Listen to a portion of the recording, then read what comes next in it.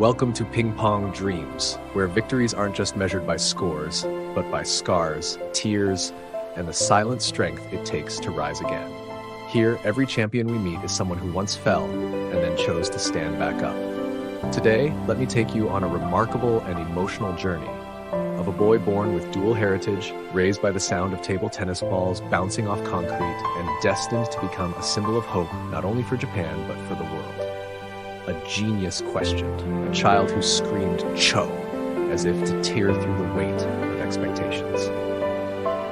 Tomokazu Harimoto, once the youngest prodigy in modern table tennis history, and now one of the bravest young men to live authentically under the spotlight of an entire nation.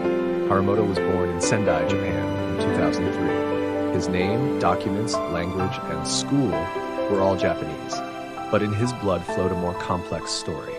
His father, Zhang Yu, was a former Chinese youth table tennis player. His mother, Zhang Jie, had once been a professional player herself. They had both pursued dreams on Chinese soil representing their flag, until life's realities pushed them away. They quietly left China, taking only a racket, an unfinished dream, and a fragile hope for a new life.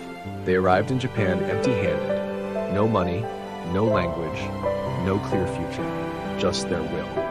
In a cramped rented apartment in the chill of an autumn wind sneaking through paper-thin windows, Harimoto was born, a tiny continuation of the dream his parents never completed. He grew up surrounded by sacrifice.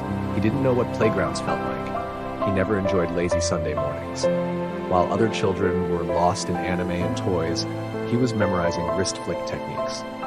His parents never forced him, they simply lived the dream with him. Every morning, his father would gently tap his shoulder and say, "If you still want to be the best in the world, today is the day to begin." The boy never resisted. He quietly got up, grabbed his racket, and began. At 2, Harimoto held a racket. At 5, he practiced serves with both hands. At 7, he was analyzing Ma Lin's wrist techniques. At 10, he was defeating opponents more than twice his age. At 13, he won the ITTF World Tour. At 14, he became the youngest national champion in Japan's history. At 16, he defeated Ma Long at the Asian Cup, all before finishing high school. The world watched in awe. Japan embraced him as a hero. Harimoto became the face of hope, a dazzling light in a sport yearning for a new era. They called him a prodigy, a miracle, the Harimoto phenomenon. But behind the spotlight stood a soul that never truly rested. He had no childhood, no games, only pressure. Pressure from his parents, from the media, from an entire nation.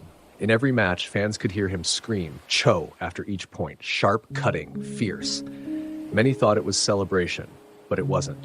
It was a roar against collapsing, the shout of a boy forbidden from being weak, forbidden to lose, forbidden to fail. Then the burden became too much. From 2019 to 2021, Harimoto declined. He lost to lower-ranked players. He lost confidence. He seemed to lose himself. The media turned. Fans doubted him. Headlines questioned, past his prime, just a one-season wonder, the prodigy who never grew up. Then came the Tokyo 2021 Olympics, his first games on home soil.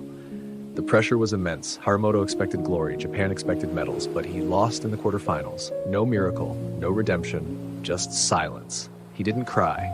He didn't explain.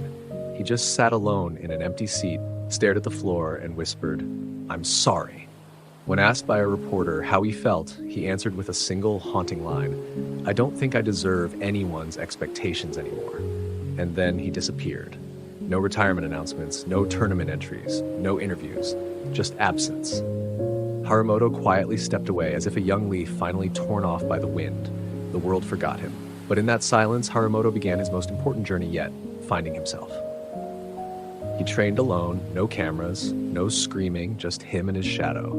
He relearned everything from short serves and footwork to breathing calmly in pressure. But most importantly, he learned to forgive himself.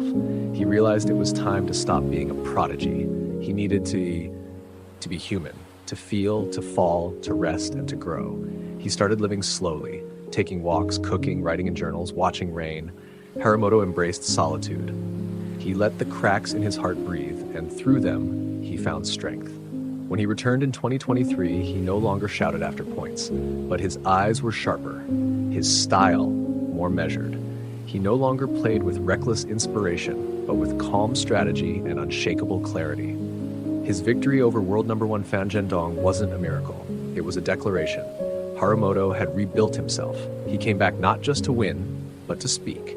He began sharing his story, visiting schools, talking about depression, pressure, and sleepless nights. He told Japanese youth, "You don't have to be the best. You just have to be yourself, a little more each day." He wrote a book. He became a symbol, not of perfection, but of resilience. He spoke fluently in both Japanese and Chinese. He embodied a generation of multicultural courage, honoring Chinese table tennis tradition while creating a new identity for Japan. Even his relationship with his father changed. After the Olympics, they didn't speak for a month. But one rainy afternoon, Harimoto stepped onto the court. His father silently picked up balls, no words. At the end of the session, Zhang Yu finally said, "If you still believe in table tennis, I'll walk with you again." Harimoto nodded. Today, Harimoto sets his sights on the Paris Olympics. He doesn't play to prove anything. He plays because he's found joy again. Because the boy inside him is finally at peace. Because the fire in him is real, not fueled by fear, but by love. If you've ever felt too young to succeed or too early to fall, remember Harimoto. The boy who once screamed "Cho" like a battle cry now walks calmly, powerfully, on his own terms for no one else but himself. You've just heard the story of Tomokazu Harimoto, the youngest prodigy and perhaps the bravest young man modern table tennis has ever known. If this story touched you, share it. Somewhere, another kid might be holding a racket wondering, can I really make it? Let Harimoto answer for you. You can, not with magic, but with your whole heart. Thank you for listening to Ping Pong Dreams. See you next time as we continue to explore the souls behind the legends, the ones who carved history not with gold, but with grit, grace, and quiet courage.